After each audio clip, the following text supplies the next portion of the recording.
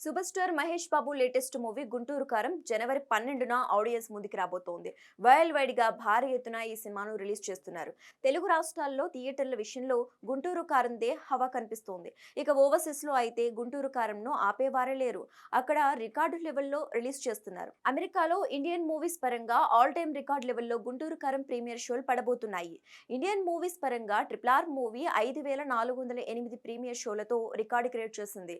అది కూడా తెలుగుతో పాటు హిందీ ఇతర భాషల షోలు అన్ని కలిపి ఉండగా ఇప్పుడు మహేష్ బాబు గుంటూరు కారం సినిమా ఒక్క తెలుగులోనే రూపొందగా అమెరికాలో ఏకంగా జనవరి 11న 5408కి పైగా షోలను సొంతం చేసుకుని ఆల్ టైమ్ రికార్డు షోలతో సంచలనం సృష్టించింది. ఇంకా ఈ షోలు పెరిగే ఛాన్స్ కూడా ఉంది. దీంతో జస్ట్ ప్రీమియర్స్ తోనే ఓవర్సీస్ లో గుంటూరు కారం భారీ వసూళ్లను రాబట్టనుంది. ఇక సినిమాకు ఏ మాత్రం టాక్ బాగున్నా రికార్డుల పరంగా దుమ్ము దుమారం లేపే అవకాశం ఉంది. అసలు అమెరికా అంటేనే మహేష్ బాబు అడ్డా. పైగా మహేష్ బాబుతో పాటు త్రివిక్రమ్ కి కూడా మంచి క్రేజ్ ఉండటంతో గుంటూరు కారం సినిమాను ఓవర్సీస్ లో ఓ రేంజ్ లో రిలీజ్ చేస్తున్నారు.